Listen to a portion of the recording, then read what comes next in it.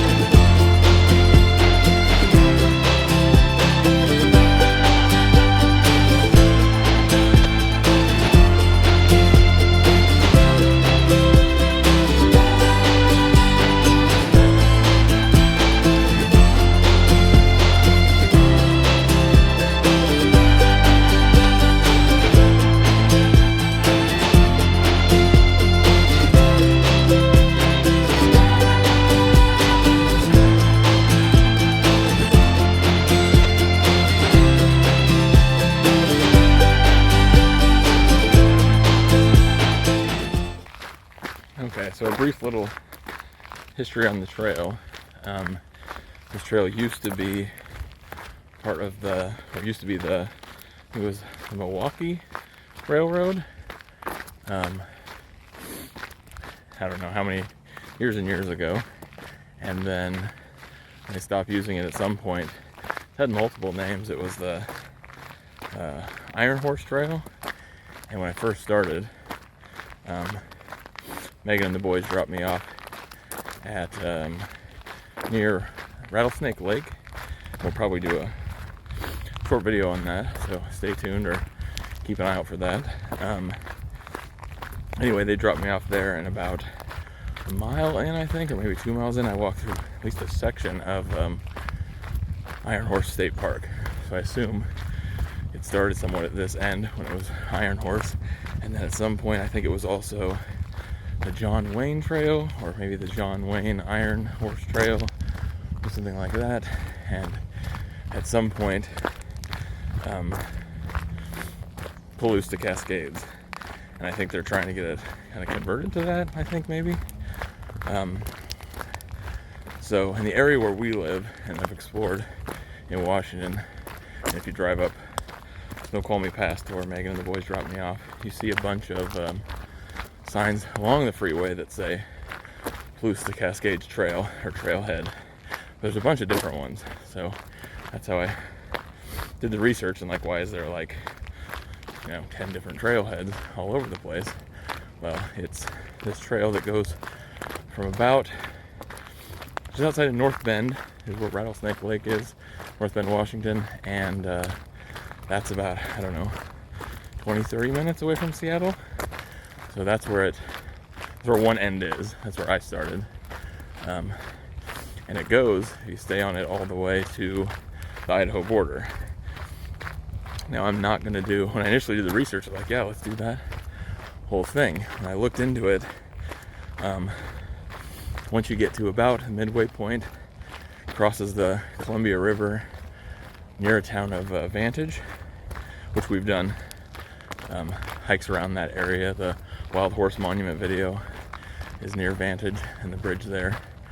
When you get to about that point on the east side, I guess there's a whole lot of reroutes. In fact, the bridge there at Vantage, the old railroad bridge, has been out of service for, obviously, since the railroad, but out of walking shape, I guess, for several years now. I'm not sure exactly, but as of recently, they've been looking to, or they have been refurbishing it and working on it.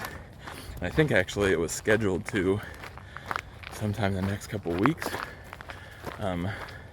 be finished and have kind of like a grand opening, but due to COVID and there was an accident where one of the workers, I think, fell off the bridge and died, they've kind of delayed that. So my initial plan was kind of to time this around the grand opening of that bridge and go from North Bend up here all the way to crossing that as being kind of like the finish line at a cool brand new bridge. But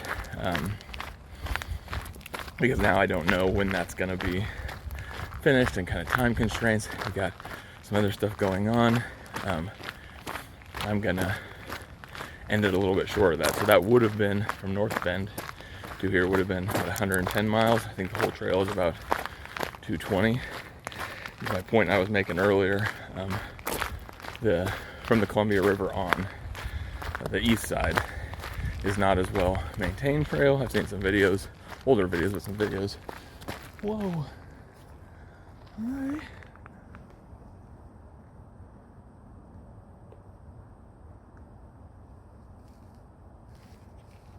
don't know if you can see her.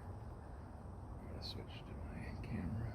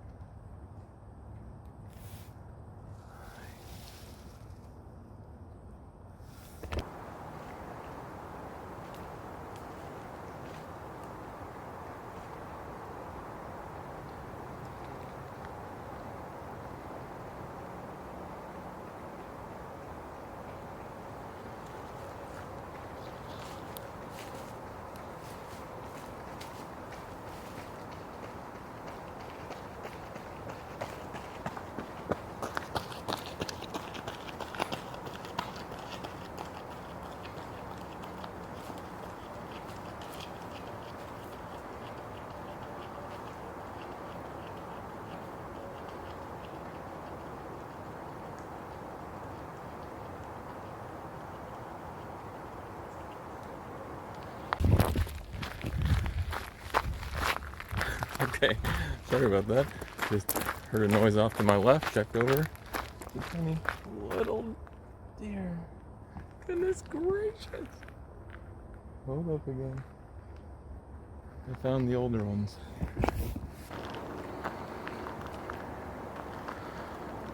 This one in the back's got tiny little horns.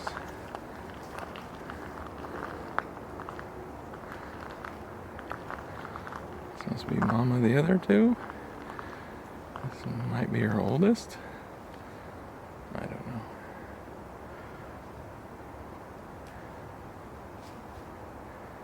He's got a tiny little horn. Looks like maybe just on his left side.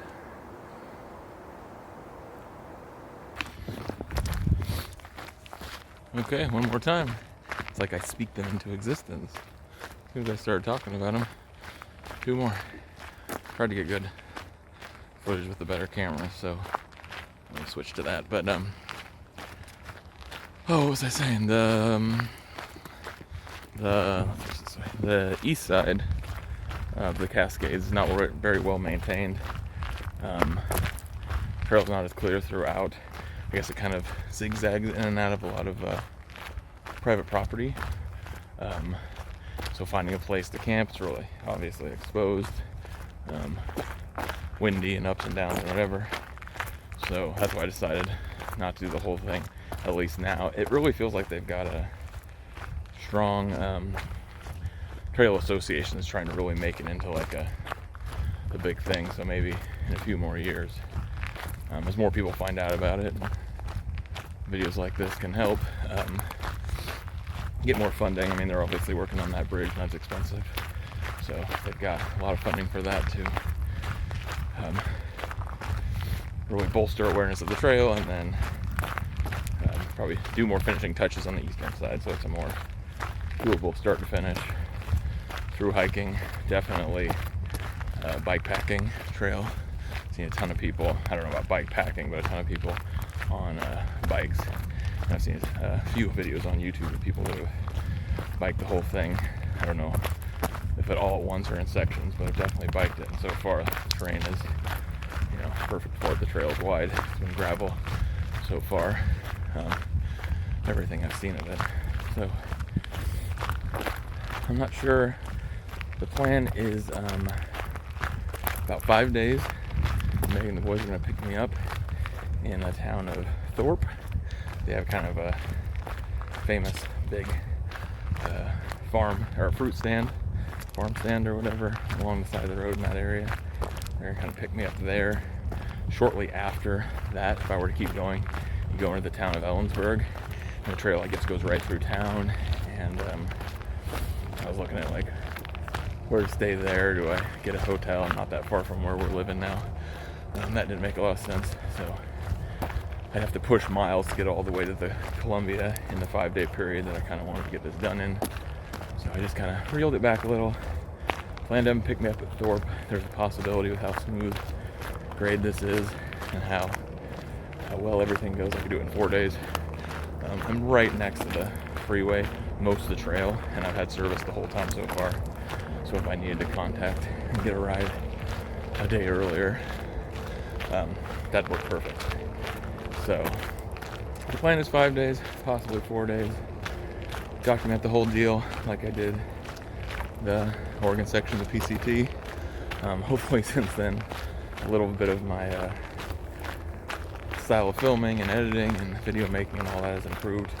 That was like a good 50 videos ago. So, but this is a little bit different than a typical day hike, family hike. So it will be a little bit different. Hopefully some of you that enjoyed those first videos will enjoy this again. Hopefully some of you that are enjoying the family videos will enjoy a different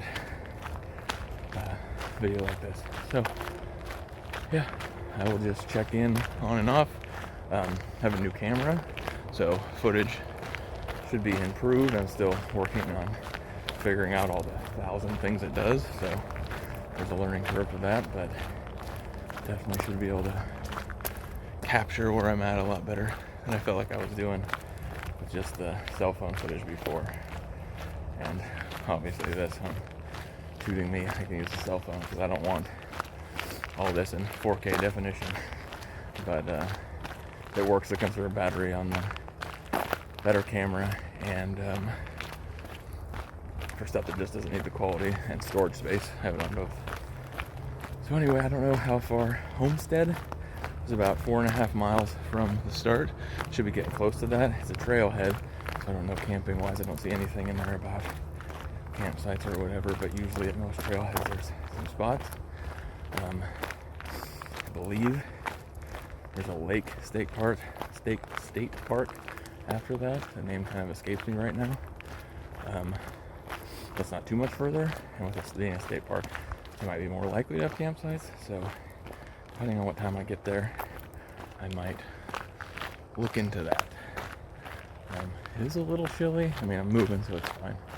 It is a little chilly in the cover. It definitely has seen rain here, which I was kind of worried about this late in the year doing this, but I run into a lot of rain. But everything forecast looks good. It's supposed to be relatively warm here, high 70s tomorrow. It was saying about the same thing today. And whether on 4 days or 5 days, I think the highest was like a 15 or 20% chance of rain, depending on the area, because I'm traveling through a lot of different areas. And of course, when you look up the weather on a weather app in a town, you're not exactly in a town when you're out here. You're sometimes higher elevation or a little ways away, so weather report's not always spot on in town, let alone a couple miles off. So anyway, I'll stop talking, head down trail.